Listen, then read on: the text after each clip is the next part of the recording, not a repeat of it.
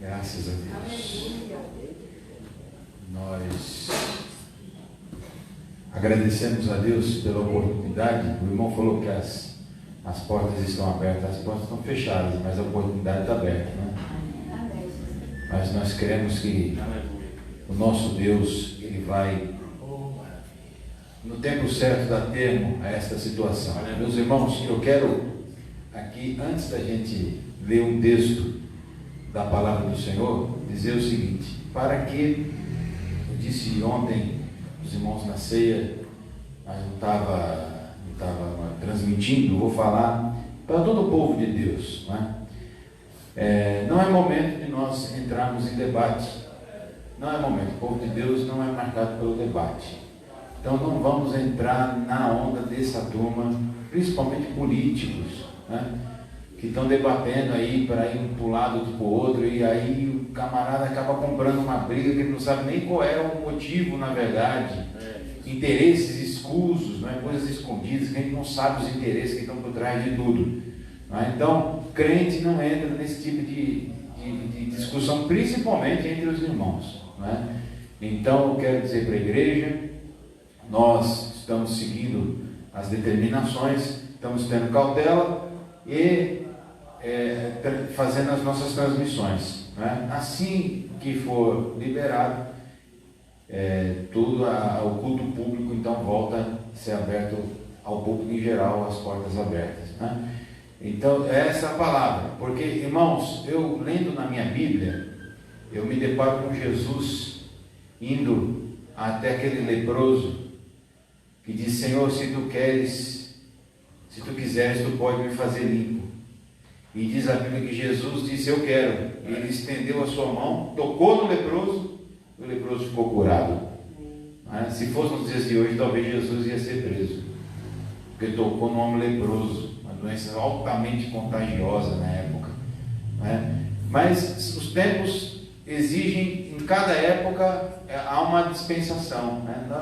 Esse é o tempo que a igreja está vivendo. Eu não imaginei que nós viveríamos tanta restrição, né, num tempo como esse, mas isso aconteceu e tudo contribuiu para a glória do Senhor. Agora, o povo de Deus, ele tem sabedoria para fazer tudo, discernir tudo, e tudo de acordo com a sabedoria de Deus. Então, não entre em discussão quem tem fé, quem não tem fé, o irmão está apavorado, o outro não. Cada um examine-se a si próprio, né? Cada um tem a sua consciência, e a igreja, ela segue caminhando, sempre caminhando, em nome de Jesus. E continuamos orando uns pelos outros, Amém? Nós vamos, em nome de Jesus, ler a palavra do Senhor. Abra a sua Bíblia em Gênesis, no capítulo 6 e versículo 13. Deixa a sua Bíblia aberta nos versículos 13. Eu vou ler 2 versículos.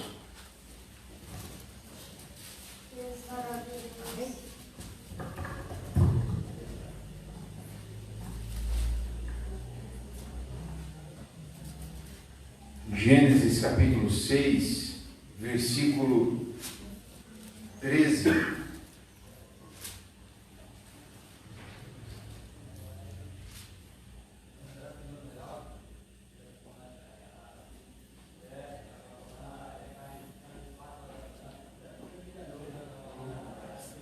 Glória a Jesus. Glória a Deus, aleluia, Jesus. Então disse Deus a Noé: o fim de toda a carne é vindo perante a minha face, porque a terra está cheia de violência, e eis que os desfarei com a terra. Faze para ti uma arca de madeira de gofé, farás compartimentos na arca, e a betumarás por dentro e por fora com betume. Amém. Pode sentar. Deixa sua Bíblia aberta nesse texto. Nós, irmãos, estamos, quer dizer, igreja, nós estamos vendo algumas tecnologias para ajudar na divulgação dos trabalhos da igreja enquanto estamos nesse tempo, e isso já aproveitando para ficar de uma forma permanente, né? Nós alcançamos muito mais gente. Tem irmãos, principalmente eu tenho visto alguns da minha família, né? E quando a gente dá uma engasgada aqui em algum hino, aqui eu fico preocupado, porque tem um tio meu, se ele estiver me ouvindo, ele vai comentar. Ele tem um tio meu, o pastor Joel, né? Ele já esteve aqui conosco aqui, irmão da minha mãe, ele é maestro. Ele é maestro. E se ele estiver ouvindo a gente engasgar aqui nesse dedo, vai puxar a orelha. Né? Então eu fico. Agora tudo que a gente faz aqui, nós estamos sendo monitorados. Mas isso é bom. Isso é bom, né? Estava falando para o chefe ali na hora que ele estava falando, cuidado com a bronca online. Está dando a bronca online aqui. Irmãos, o texto que nós lemos, se nós vemos toda a narrativa do livro do Gênesis até aqui, e começando do capítulo 6, nós vamos ver que se trata da corrupção geral do gênero humano. O mundo se corrompeu de uma forma total nos tempos bíblicos, nos tempos dos patriarcas, que chegou a um tempo que todo o povo estava corrompido. Então Deus, ele chega para Noé, no versículo 13, e aqui é uma narrativa, é um texto que ele tem algumas compartições, né? do versículo 6, capítulo 6, versículo 13, ele faz um alerta e dá uma instrução, não é? No capítulo 6 e o versículo 18, 17, ele faz outro alerta e ele faz outra abordagem, dando outra instrução. E por fim, no versículo 21 e 22 do capítulo, ele fala como será a execução desses planos e a saída para Noé. Então, um texto compartimentado. Eu quero falar da primeira parte desse texto, porque eu acho que fala muito em relação aos nossos dias. Não é? O texto começa dizendo o seguinte: então disse Deus a Noé. Na versão atualizada, aqui no púlpito tem uma versão que é da Almeida atualizada. Tem alguns irmãos que têm esta versão também. Ele fala sobre esse texto, ele dá uma narrativa mais clara, porque o texto está corrigida, aí ele dá uma rebuscada, né? No texto da atualizada ele fala: então disse Deus a Noé, resolvi dar cabo de toda a carne, não é? Na atualizada, resolvi dar cabo de toda a carne. Na nossa versão corrigida diz: o fim de toda a carne é vindo perante a minha face.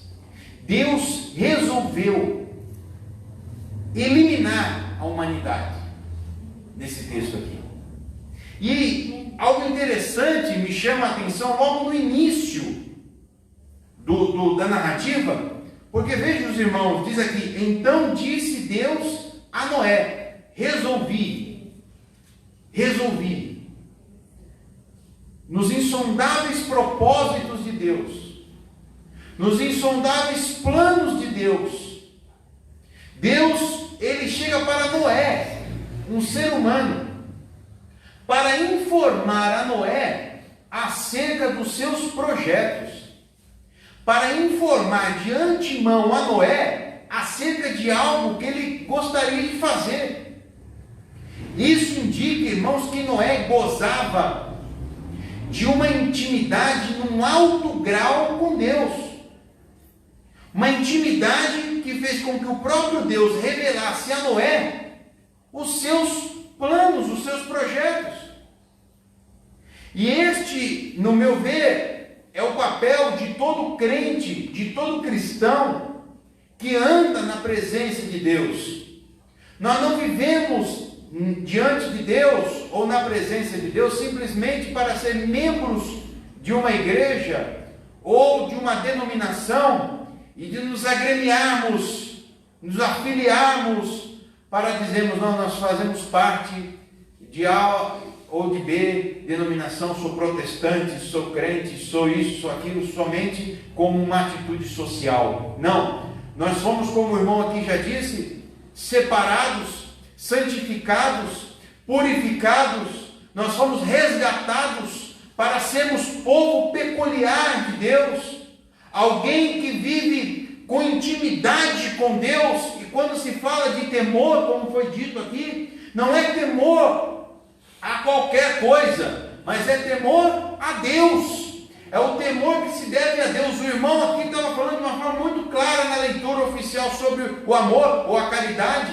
Esse amor está muito claro no texto que foi lido aqui nesta noite sobre o amor ou a caridade, é o mesmo sentido, que não se trata do amor humano ou da caridade de simplesmente boas obras, como alguém quer atribuir esse texto a boas obras, mas aqui se trata ao amor divino, ao amor transcendente, porque ele diz, ainda que eu entregue tudo que eu tenho como donativo, se não tiver amor, alguém que entrega tudo que tem de acordo com o mundo tem muito amor. Eu disse aqui outro dia para os irmãos, não é? Uma pessoa, eu não vou citar o nome dela, mas uma pessoa que é próxima à minha família, estava feliz, porque algumas patroas, ela é diarista, e algumas patroas disseram assim para ela, olha, pode ficar em casa que eu vou pagar, mesmo você em casa eu vou continuar te pagando. E ela falou assim, eu estou gostando dessa quarentena, porque o povo está caridoso agora, e ela falou que ia me deixar em casa, e eu falei assim, olha, eu não quero te desanimar, mas assim como os recursos, a caridade humana tem limite. Tem limite. Era a primeira semana da quarentena. Semana passada ela esteve lá em casa de novo, preocupadíssima, já mudou de lado, ela estava a favor da quarentena, agora mudou de lado. Não vê a hora de terminar. Por quê? Porque as 3 patroas já me demitiram, falou que não tem mais condição, que é aquela coisa. Por quê? Porque a caridade humana, ela tem limite. Quando Deus, ele chega para Noé e diz, Noé, eu resolvi dar cabo de toda a carne. Ele está falando mais ou menos o seguinte, Noé, eu estou contra toda a humanidade. Irmãos, muito nós falamos aquele texto, se Deus é por nós, quem será contra nós? Mas aqui é diferente, aqui é o contrário, se Deus for contra nós, quem será por nós? Se Deus for contra nós, quem será por nós? Aqui Deus falou, eu estou contra a humanidade, e eu resolvi destruir a humanidade,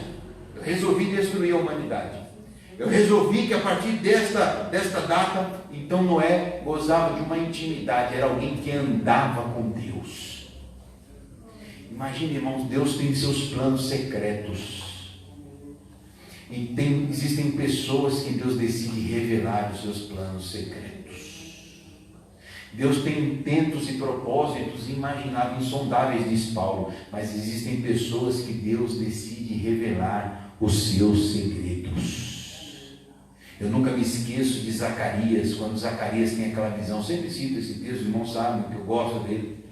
Zacarias tem aquelas visões, né, de cavalos e cavaleiros andando por detrás de onde jorrava o azeite. E ele pergunta para o Senhor, Senhor, quem são esses? Então a voz lhe responde, estes são os patrulheiros de Deus, que descem para patrulhar a terra. Esses são os patrulheiros de Deus que descem para patrulhar a terra enquanto nós estamos aqui, aleluia. Existem patrulheiros de Deus que estão patrulhando a terra. Eles patrulham a minha casa, eles patrulham a minha família, eles patrulham o governo, lá onde eles estão, nas recâmaras do governo federal, estadual, municipal, nos palácios dos imperadores, lá onde eles estão, nos palácios governamentais, os patrulheiros de Deus estão lá também. Eles estão contemplando tudo que é falado, tudo que é decidido. E aqui Deus diz, eu resolvi, o fim de toda a carne é vindo, Irmãos, eu gostaria muito, seria muito confortável para mim, nesta noite, pregar que isso daqui foi uma história que ou aconteceu e não vai mais acontecer, ou foi uma fábula, algo que foi falado por os antigos para que houvesse temor e medo naquele tempo. Mas a mensagem do Gênesis, ela é atual para nós. A igreja do Senhor, a igreja séria, não a igreja de brincalhões, não a igreja que anda brincando e que nesse momento muitos estão indo à bancarrota porque já viviam na brincadeira, mas a igreja séria, a igreja militante, é a igreja que ainda está proclamando: o fim vem, o fim está vindo, o fim virá, e este fim é sobre toda a carne. Existe uma teoria evangélica de algumas seitas evangélicas, não são igrejas, são seitas, que eles falam da universalidade, os universalistas, né? Falam da universalidade da salvação. O catolicismo romano, ele meio que fala sobre isso quando ele fala sobre o purgatório, que é aquela doutrina que as pessoas vão para um local intermediário e lá eles vão ficar sofrendo e purgando os seus pecados até estarem preparados para chegar ao céu, mas no final todos acabarão chegando no céu, não é? Assim também existem seitas evangélicas que falam que o castigo de Deus pode durar um tempo, mas no final todos serão salvos. E pasmem os irmãos, tem seitas ditas evangélicas que falam que até os anjos, isto é capaz, de acordo com eles, de você estar caminhando no céu e encontrar o diabo. E aí o diabo, você vai olhar e falar: o que você está fazendo aqui? Não, mas no final das contas, Jesus quebrou meu galho, me converti, voltei para Jesus, né? Eu estou aqui, né? Porque até os anjos há perdão para esse pessoal, não é? Então, são seitas e outras coisas que vêm acontecendo no mundo nos nossos dias, outras coisas que vêm acontecendo de tons de brincadeira, em que as pessoas vão para o culto não para ouvir a palavra de Deus, não para adorar a Deus, mas eles vão ver qual vai ser a pirueta que o pastor vai fazer hoje, que vai tirar gargalhadas do povo. A gente vê cada coisa na internet, não é? Um pastor que todo mundo esperando ele chegar, e na hora que ele apareceu com a roupa do Chapolin. Ele apareceu com a roupa do Chapolin. E todo mundo sorrindo, e todo mundo achando o máximo. E todo mundo achando que aquilo ali, irmãos, veja só, o que uma pessoa dessa, ela quer passar que é uma coisa, é um folclore, é uma brincadeira, e nós estamos aqui para brincar, nós estamos aqui de uma forma jocosa, poderíamos estar em qualquer outro lugar, mas estamos aqui, afinal de contas, a gente não tem dinheiro para estar num clube, então a gente está na igreja. Não, a igreja militante do Senhor é aquela que se reúne para adorar a Deus e dizer: olha, a humanidade, nós temos sim uma universalidade em matéria de salvação, mas é a universalidade da condenação. Todo gênero humano, seja homem, mulher, velho, novo, grupo de risco, fora do grupo de risco, todos estão debaixo da condenação. Toda a humanidade está debaixo de uma condenação. A salvação, ela não é universalista, mas a condenação é. A condenação é um dos textos famosos da Bíblia, que os irmãos têm em decor, é o texto de Romanos, no capítulo 3, a partir do versículo 23, onde fala: porque todos pecaram e destituídos estão da glória de Deus, todos, sem exceção, pecaram e destituídos estão da glória de Deus, sendo justificados gratuitamente pela sua graça, pela redenção que há em Cristo Jesus. Veja que aqui há uma graça que é superabundante ao pecado já existente. Todos pecaram, todos sem exceção pecaram, porque o pecado ele é universal. E eu quero te dizer que eu não sei quantas pessoas no modo geral morreram hoje, de todos os tipos de moléstias, ou de velhice, ou de outras coisas. Eu não sei quantos morreram hoje, mas eu sei que milhões de pessoas morreram hoje de um vírus chamado pecado. Muita gente morreu no pecado. E esta doença, pecado, é mais letal do que o coronavírus ou a Covid-19.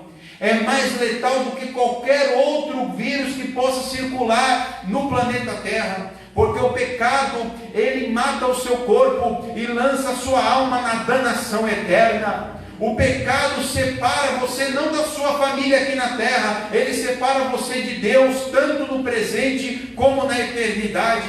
O pecado é um engodo, o pecado é maligníssimo, o pecado é contagioso, o pecado é destrutivo, o pecado é letal. Mas para todo pecador, como diz o hino da harpa, eis um grande pecador, eis aqui teu Salvador, é Jesus Cristo que morreu por nós, ele diz o qual Deus propôs.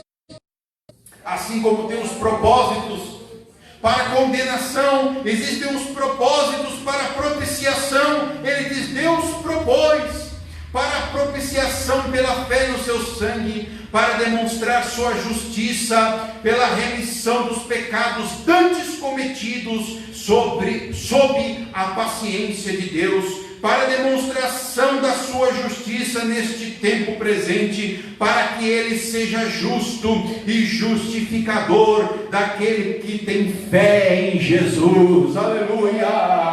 Aleluia! A graça, mediante a fé em Jesus, nos livra da culpa do pecado, do domínio do pecado, e vai nos livrar no porvir da presença do pecado. Na glória de Deus não haverá pecado, não haverá condições de pecado, não haverá agentes do pecado, lá só haverá santidade quando estivermos diante do nosso Deus. Aleluia, graças. Mas para Noé, Deus diz, o fim de toda a carne é vindo perante a minha face. Eu resolvi, eu vou eliminar. E ele diz, por quê? Aí ele fala o porquê desta sentença. Ele fala, porque a terra está cheia de algo, irmãos, de algo interessante, está cheia de violência. A terra está cheia de violência. Na versão atualizada, que é a mesma versão, só muda algumas palavras, né? Mas às vezes a gente, se tiver duas versões, é bom você fazer a análise do texto. Ele fala, porque a terra está cheia da violência dos homens. Não é qualquer violência, é a violência dos homens, praticada pelos homens. As coisas que os homens praticam está enchendo. E perceba bem que primeiro ele fala, o fim de toda a carne é vindo. Depois ele fala, a terra está cheia de violência. Significa que o pecado, além de contaminar os seres humanos, é um pecado que contamina até o ambiente. Até o ambiente, o meio ambiente está contaminado. Por isso que eu não me assusto quando alguém fala que tal doença veio de um animal, ou tal vírus surgiu de uma planta, ou existem plantas venenosas, existem plantas, se você fizer uso dela, você próprio se intoxica. Estas plantas são venenosas, não porque Deus as fez venenosas, mas porque a terra, diz em Gênesis no capítulo 3, quando Deus está falando com o homem que comeu o fruto, não é? O fruto que não poderia comer como sinal de obediência, ele fala, Adão, você fez isso, você transgrediu as minhas ordens, você transgrediu as minhas ordens, e agora a terra, escute isso, irmãos, Deus falando no capítulo 3, versículo 17, porquanto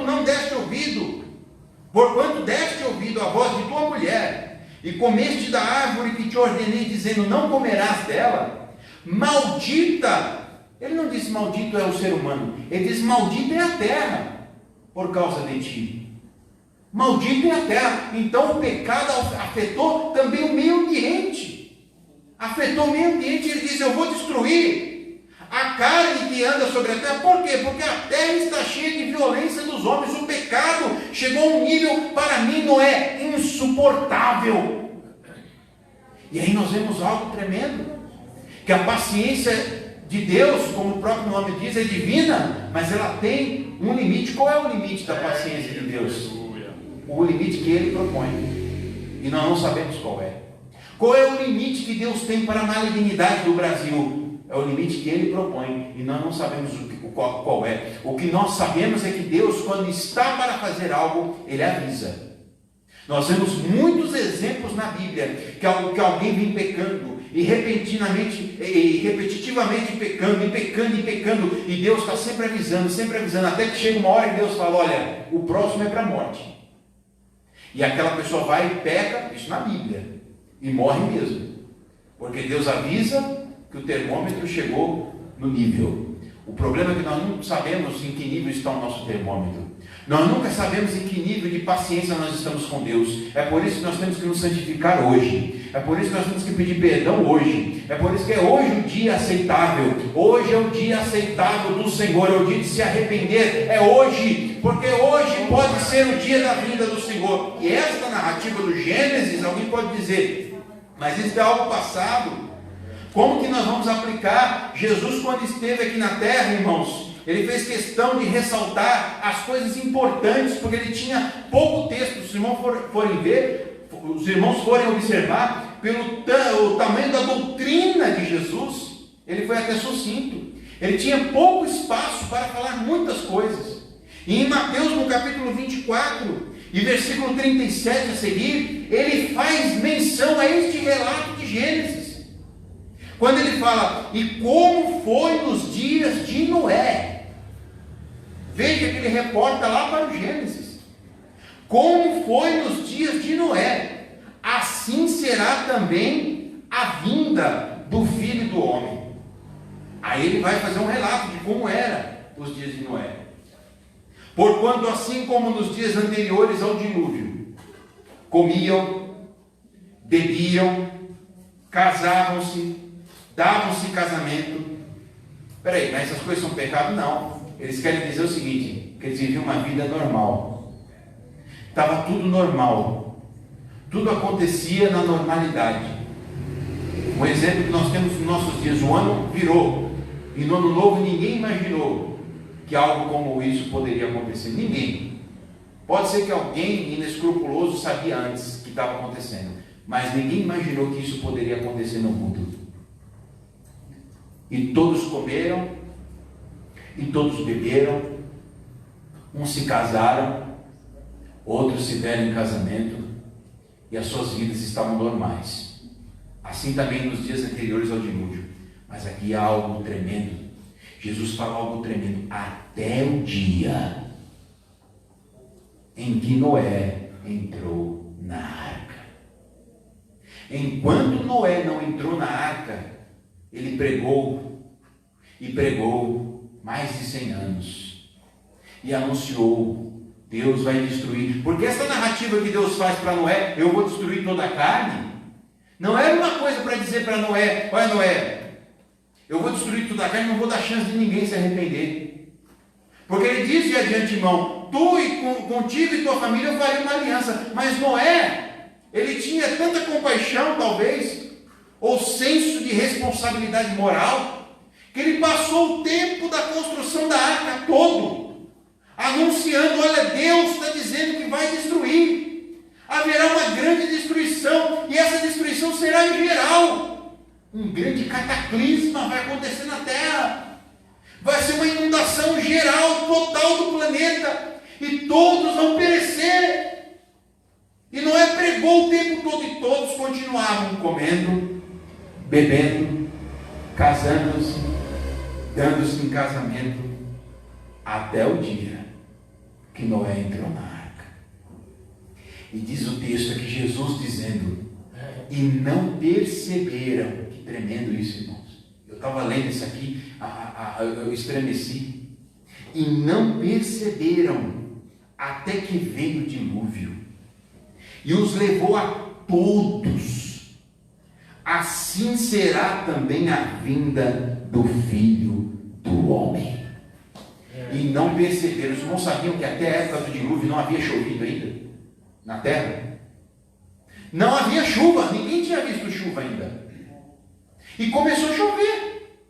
E eles não perceberam. Tem algo diferente acontecendo, mas não perceberam. Até que o dilúvio... Você já imaginou isso? A água subindo e todo mundo normal. A água chegou na cintura, todo mundo normal. A água começou a subir muito, eles começaram a subir nos montes, talvez, nas montanhas, até que o dilúvio levou a todos. Eles não perceberam a destruição que estava iminente. Assim como muita gente nos nossos dias. Eu estou querendo dizer o quê? Que nós estamos vivendo no Apocalipse, Jesus vai voltar agora, e o coronavírus vai matar todos nós, não sei, pode ser, mas não é isso que eu estou querendo dizer. Não é isso que eu estou dizendo. Eu estou dizendo que isso é um sinal, como outros sinais já houveram. Alguém disse que há 100 anos passados houve uma gripe, dita gripe espanhola, que também dizimou muita gente. Alguém fala do estado do Amazonas hoje, mas hoje eles estão olhando para o estado do Amazonas.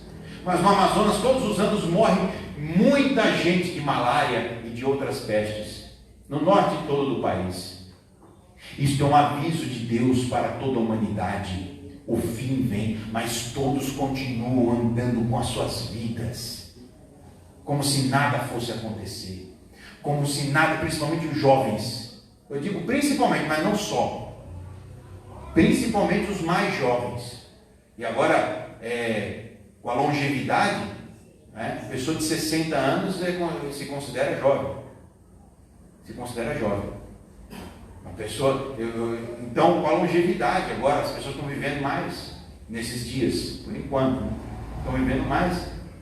Então elas consideram, quanto mais jovem, mais a pessoa se acha indestrutível, mais ele se acha invencível.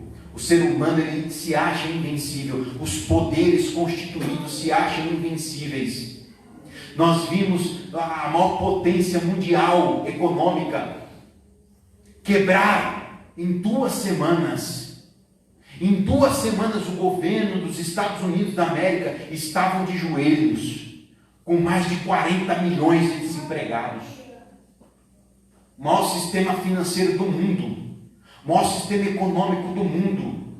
Isso são demonstrações que Deus está dando à humanidade, para que o homem se volte para Deus.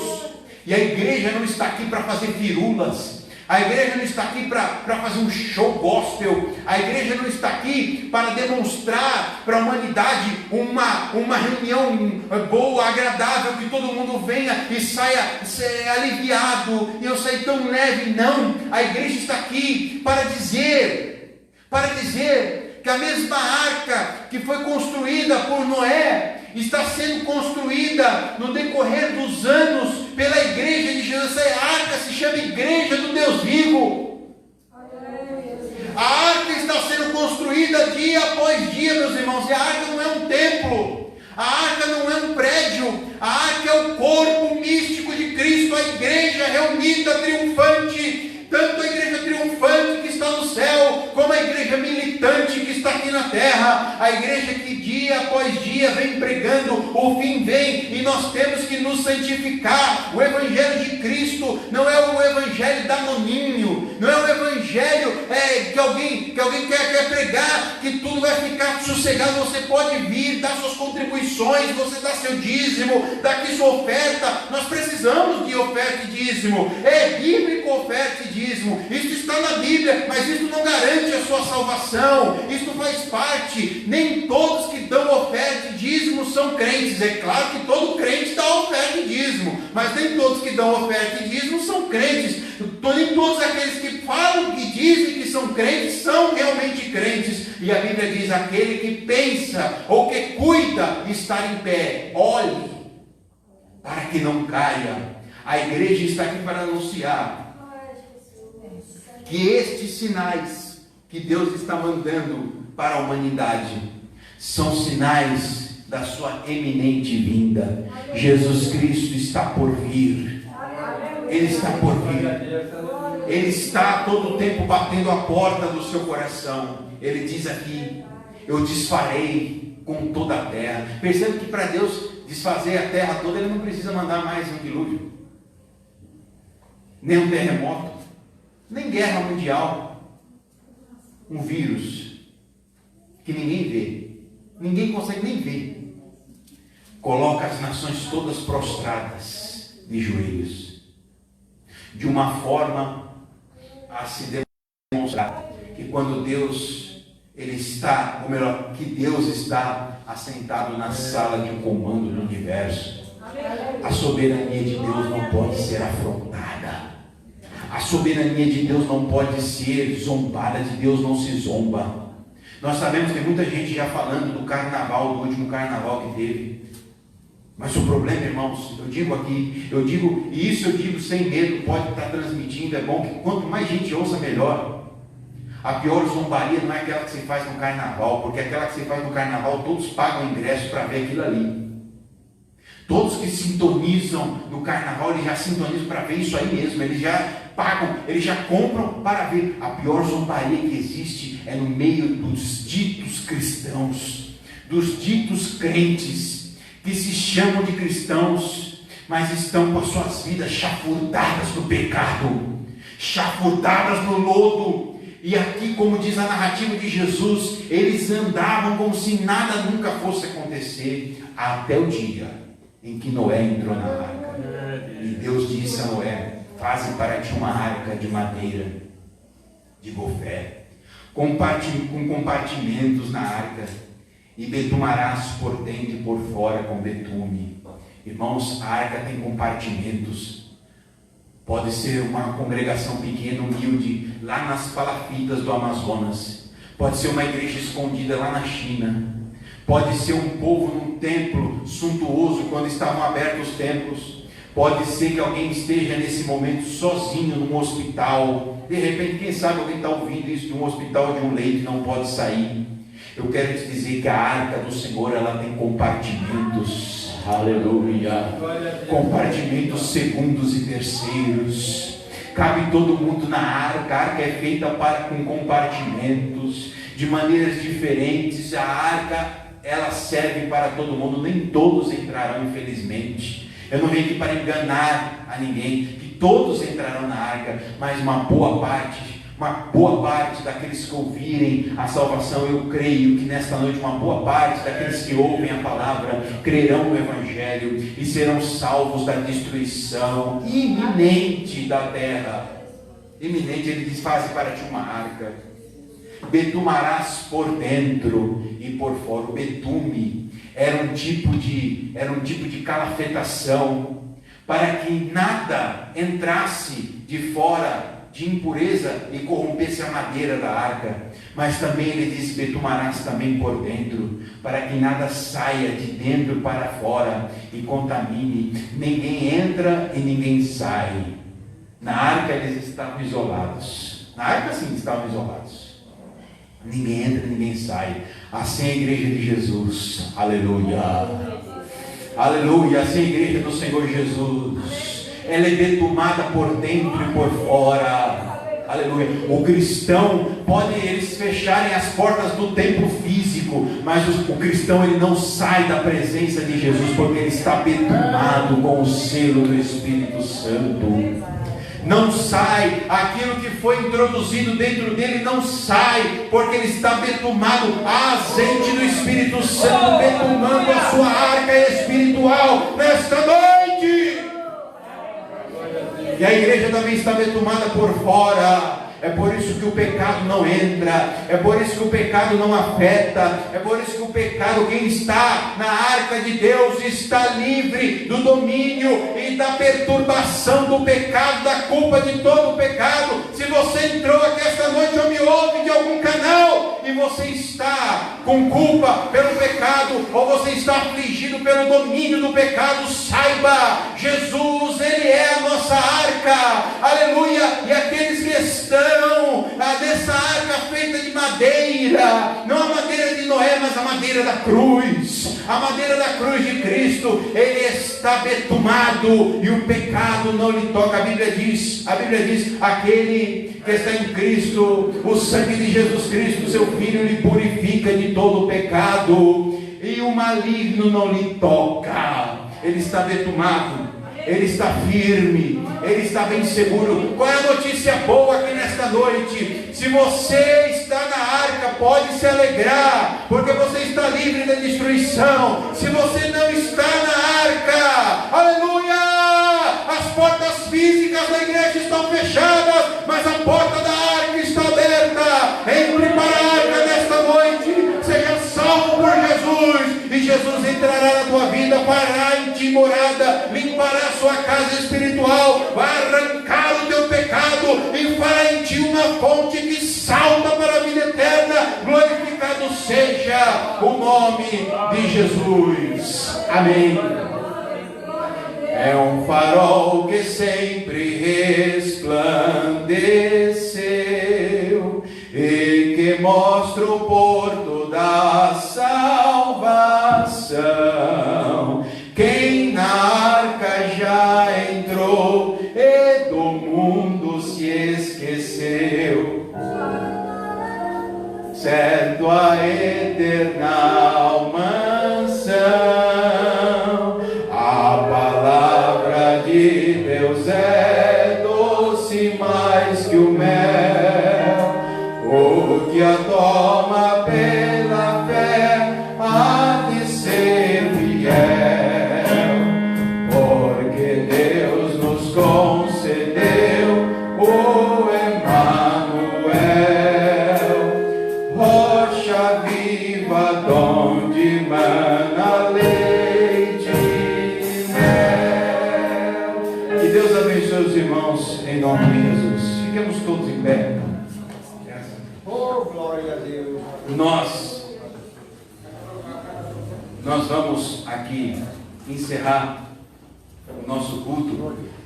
Tem alguns avisos, mas assim que a gente encerrar, os irmãos não se desloquem no momento. Nós temos um aviso aqui para falar para os irmãos aqui assim que encerrar a transmissão, né? Recado aí, chefe.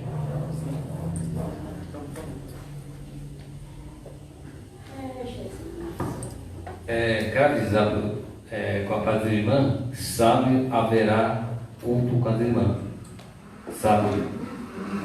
E também avisando que amanhã haverá oração, terça-feira tem culto de ensinamento, quinta-feira tem culto. O nosso evangelista Gerivano vai trazer a palavra quinta-feira. Amém, Gerivano?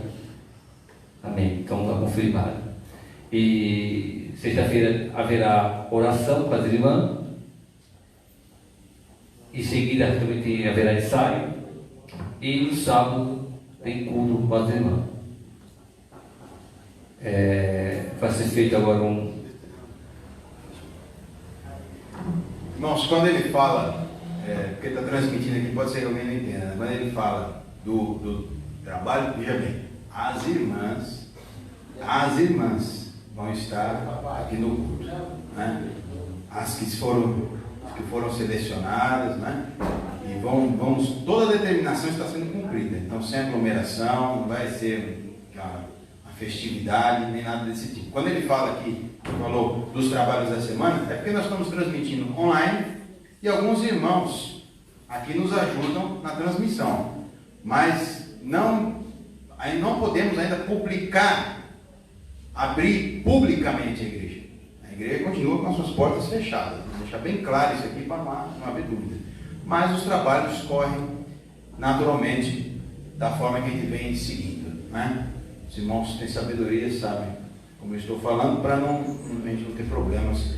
Nós somos cumpridores da lei, né? Em nome de Jesus. Vamos agradecer ao Senhor e agradecendo assim ao nosso pastor que nos acompanha remotamente, né? E nos deu a autorização para estarmos aqui nesta noite. Terça-feira nós vamos testar uma nova tecnologia aí, para ver se a gente consegue aprimorar ainda mais a transmissão dos nossos trabalhos, tá bom? Depois, não saia do seu lugar assim que você receber a bênção, em nome de Jesus. Vamos orar. Quem ainda... Vem aqui o irmão, o nosso evangelista irmão Gervânio. Está com a gravata de ouro aqui, rapaz. Fazer essa oração em nome de Jesus. Para agradecer a Deus. Oremos, Senhor Jesus. Senhor nosso Deus, nosso Pai, nós somos gratos a Ti pela oportunidade de estarmos aqui nesta noite. Podemos, Pai, Te adorar e Te louvar a beleza da Tua santidade, Senhor. Senhor nosso Deus, vai tomar cada irmão, os poucos irmãos que estão aqui conosco, leva e retorne paz e segurança, também que a Tua paz seja com cada irmão, cada irmã que está na sua casa, Senhor, na sua sala, nosso Deus. também, nosso Deus, assistir esse culto, seja de cada família que está em casa. Não pode estar conosco aqui, Senhor. Vai dando vitória a cada um, a cada irmão que está em casa, a cada irmã. Senhor, nos dá uma semana abençoada, de livramento, nos guardando e nos sustentando, Senhor, para que nós possamos continuar vigiando e orando e perseverando na Tua presença até a Tua vinda, que virá buscar o Teu povo para um dia morarmos contigo na eternidade. E a igreja diz: amém. Elevo os meus olhos para os montes, de onde me virá o socorro? Vem do Senhor.